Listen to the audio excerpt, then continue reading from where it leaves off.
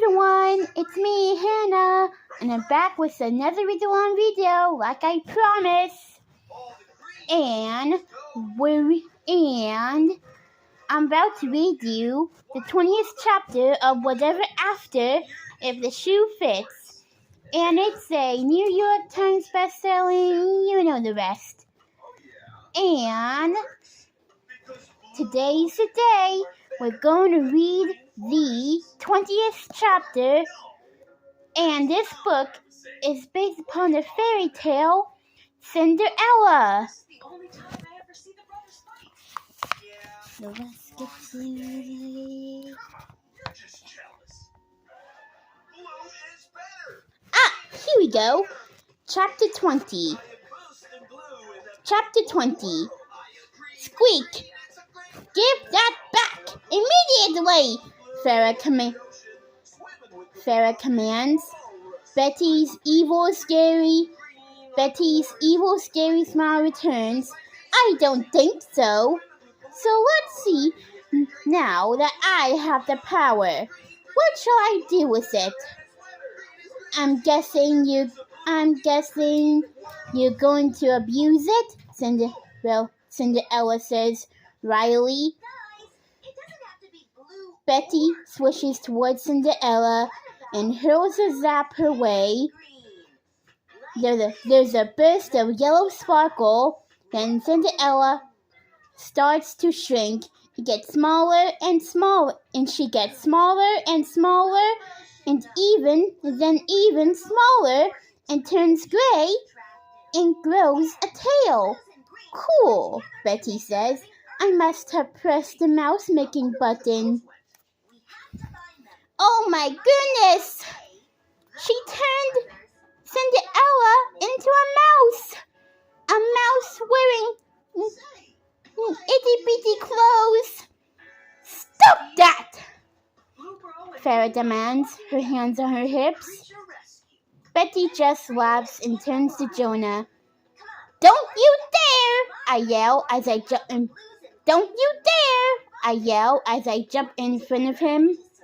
Zap! Sparkle! All I can see is yellow and then zoom. The room is suddenly increasing in size. I feel sick. It's like I'm on a tilt-a-whirl and then plunk. I'm on my tush with my legs in the air in front of me. Except they're not my legs. They are little twig legs, and they're gray, and I have a tail. I'm a mouse! Ah! I look at Jonah. He's a mouse too. A baby mouse in a red sweatshirt and jeans. A baby mouse who is currently trying to catch his tail. Achoo!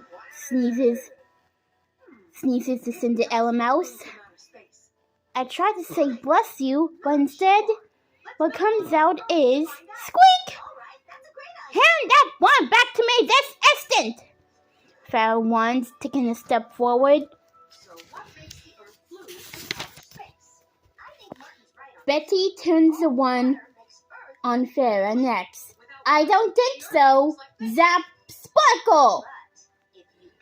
Farrah yelps as she starts to shrink and turns green and scaly. A wizard button, Betty says gleefully. This thing is fantastic. What are we going to do? Farrah's a wizard in a yellow top and black leggings, and we're mice. If we're stuck like this, what if we're stuck like this forever? Even if the Farrah wizard somehow showed us how to get home. We can't go back to Smithville as mice. My parents will never know it's us. They'll catch us with traps and hurt us and not even knowing. There's another knock on the door. There's an imaginary line along the middle of the earth, separating the northern half and the southern half. There's another knock on the front door. Is anyone home? We hear. Mom, Turn them back into people again, right now! Commander Kayla demands. Sorry, sweetie. I couldn't hear you. Did you say squeak? And with that, she turns her wand on Kayla and zaps her. This is insane! Betty just turned her own daughter into a mouse. A very large brown mouse with very sharp teeth. Wait a sec. Is she a... You're a rat! How fitting! Betty snarls. She smiles and then yells downstairs, Coming! She turns to Beatrice, but first things first. Let's resize those feet. She points the wand at her daughter's left foot and zaps it. It resizes all right. It expands some more, and expands into the size of a basketball, and then turns orange. It's a pumpkin! Mom! Beatrice shrieks. Sorry, hold on. Betty pulls out a pair of glasses from her pocket and steadies the one. Aha! There it is! Reduction button. She zaps her daughter's left foot again, and it shrinks back to its original size and color. Then she zaps it once more, and it shrinks even smaller. She zaps the right foot next. That should do it! Grab that slipper! Willie dear? With pleasure, Beatrice says, and then cackles. Coming! Betty calls again, and the mother and daughter hurry downstairs, slamming the attic door behind them. Squeak! I yell, which really means, we have to follow them! Squeak! Says Cinderella and Kayla at the same time. Squinks! Said my brother gleefully, which I'm assuming is Mouse Jinx. We all scurry to the door. Small problem. We are way too short to reach the handle. Now what? Squeak! Jonah says again, and proceeded to try to squeeze himself under the door. Oh no, what if he gets stuck?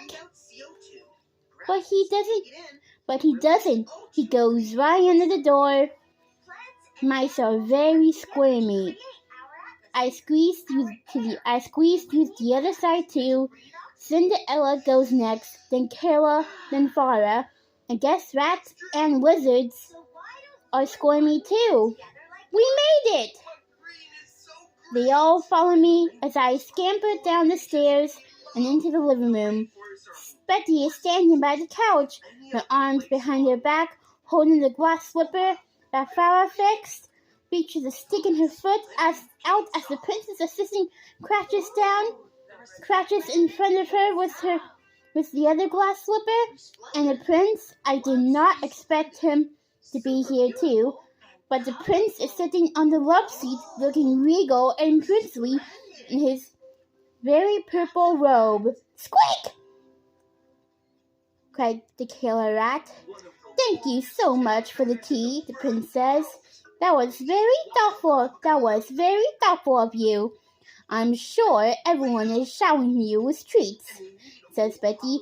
The assistant nods. The last house where we're at had these amazing little cake things. They're called crownies. I'm told. Cinderella's crownies. They bought them at the market. Have you ever had one? They're quite delicious, the prince says. Betty grins. I've heard they make a lot of crumbs. Cinderella squeaks. Wait a sec. That assistant looks familiar. He's skinny, and he has a goatee. It's the guy from the coat check. I guess he got promoted. Where'd it go? Time to do the shooting. the goatee guy says. He lifts the glass slipper to Beatrice's foot. Please don't fit. Please don't fit. Please don't fit. It fits. Crumbs is definitely right.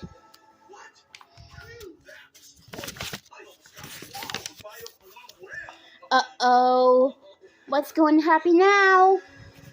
Well, stay tuned for tomorrow, everyone. And we'll find out in the 21st chapter or whatever after if the shoe fits. Oh dear. This is not good. Not good at all.